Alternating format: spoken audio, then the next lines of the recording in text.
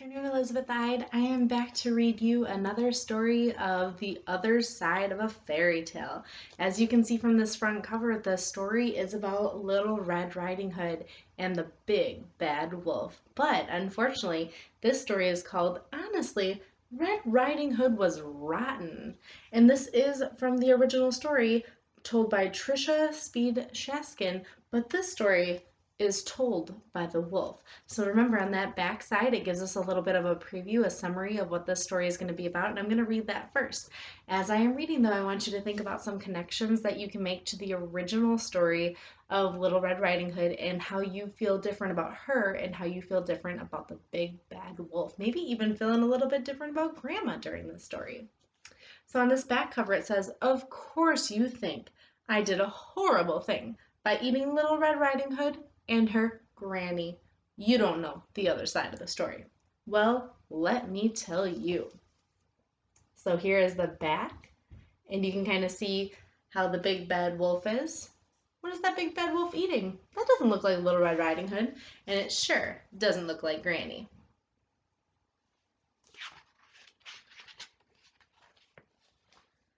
Chomp chomp. Oh, I'm sorry. I was just finishing my lunch. My name's Wolf. Big Bad Wolf. You may have heard the story of Little Red Riding Hood, about a girl and her granny. Seems everyone has.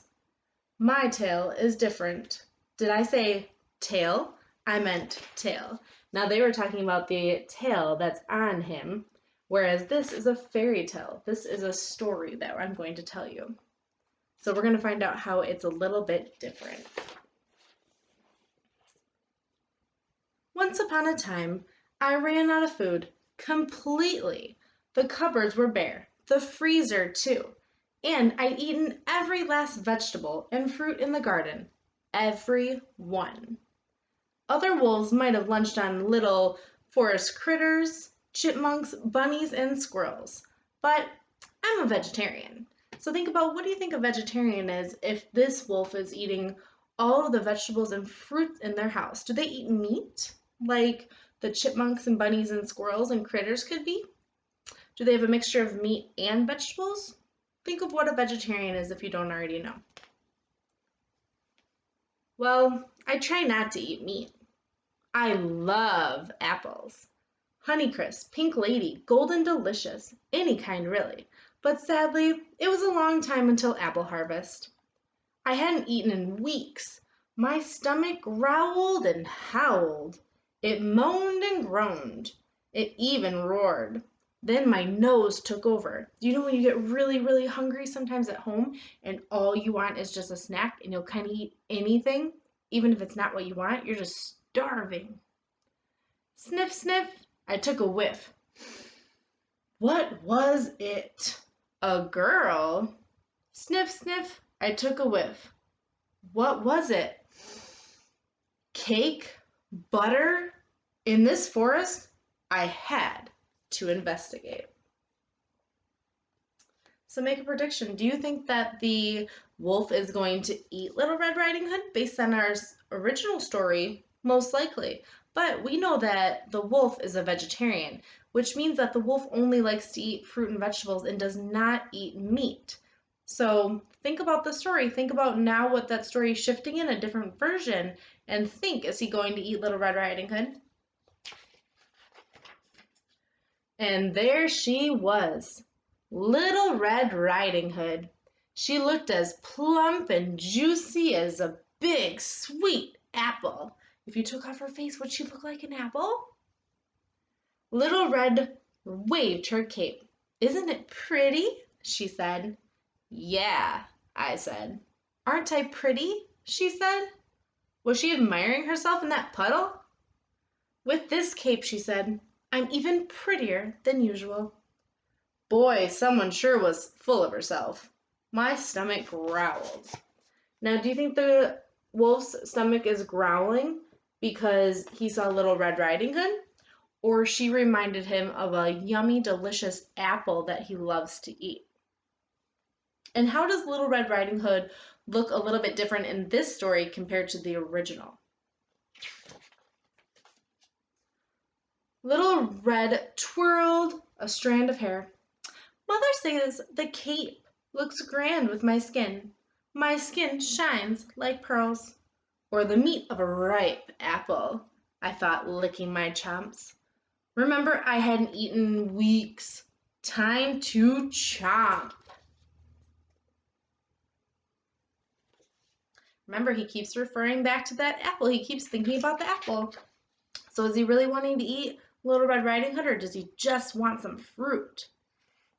And I wonder what she has in her basket.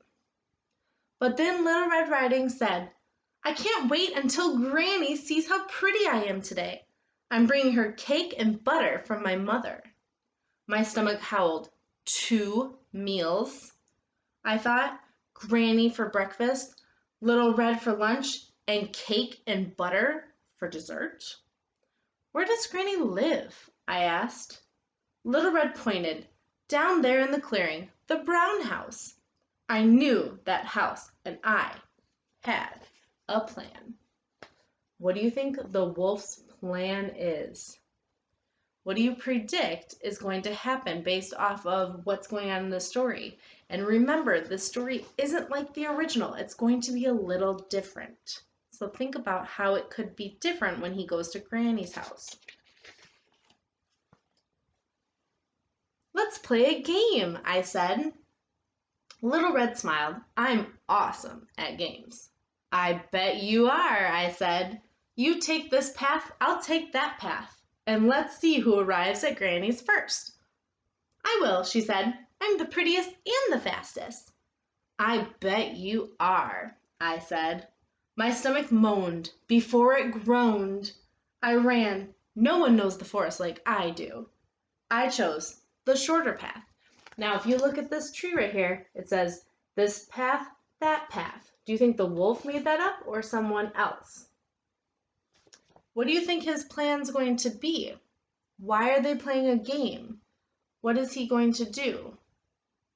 Now remember, Red Riding Hood, she's kind of reminds me of the tortoise and the hare because she says, I'm the prettiest and the fastest. And remember in the hare story, that rabbit and the turtle, the tortoise, remember who really won that race? And the tortoise was usually the slower one, and the hare, the rabbit, thought that they were the fastest.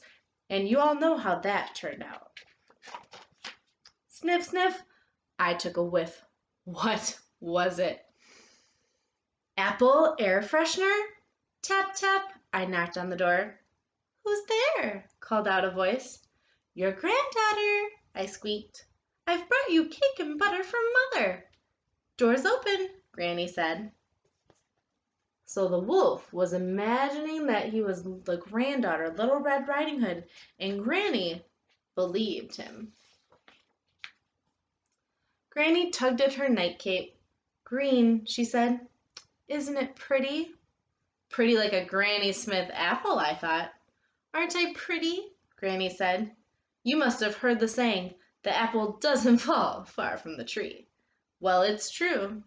So remember that wolf keeps referring back to apples. He talked about how Little Red Riding Hood was this delicious red apple. Now Granny is like a Granny Smith apple.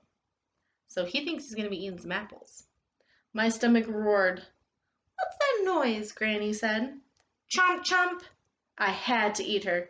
She was no Macintosh apple, but not too bad. I still felt hungry.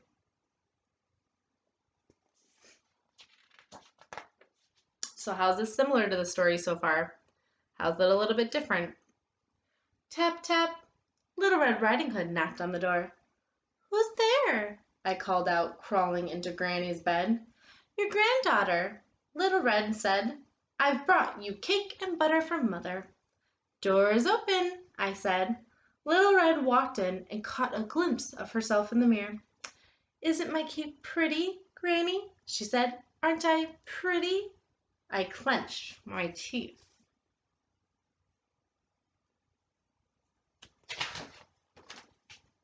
Granny, Little Red said, what deep, dark eyes I have. I said, the color of apple seeds. Granny, she said, what perfect ears I have. Granny, she said, what pretty red lips I have. Mmm, I said, red delicious.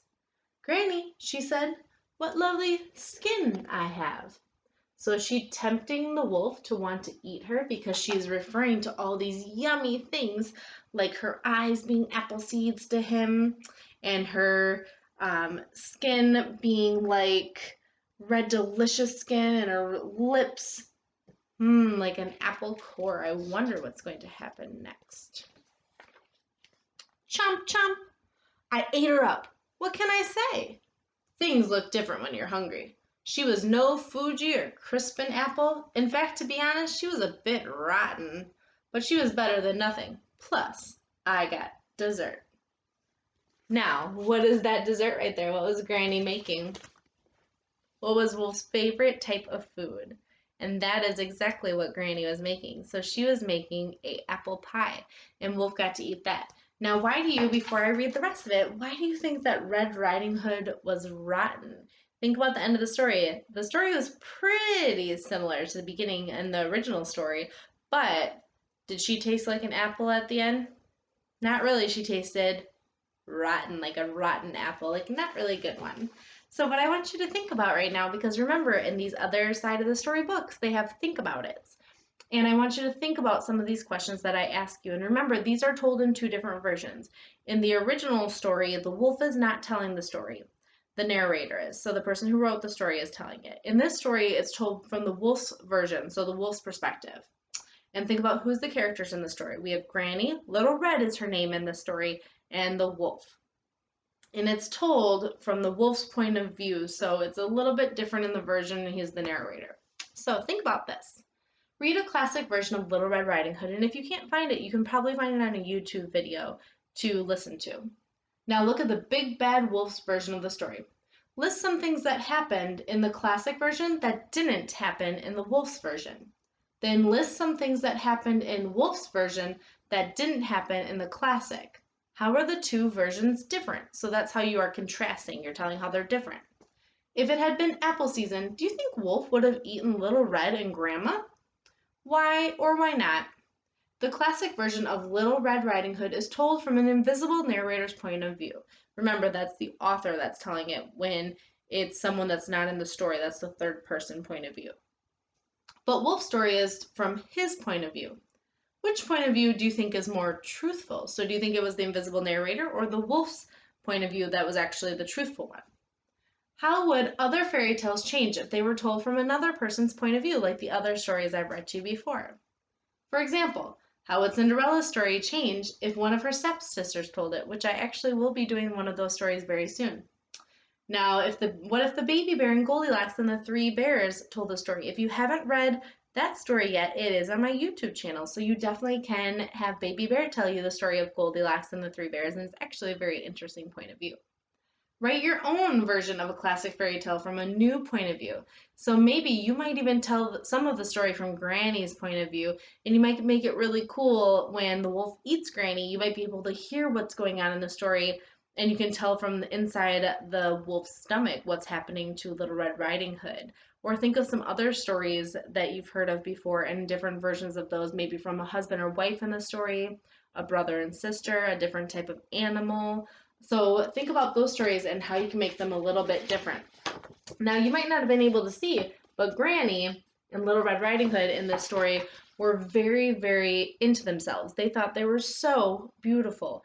And the wolf was really able to take advantage of that and make a lot of similarities and kind of tell how things were the same between them and how they were the same between an apple, which he loves, and them. And he was kind of tricking himself into eating them because he didn't eat meat, but he was surely hungry because he hadn't eaten in weeks. So therefore, that's kind of what made him want to eat Little Red and Granny. Hope you enjoyed.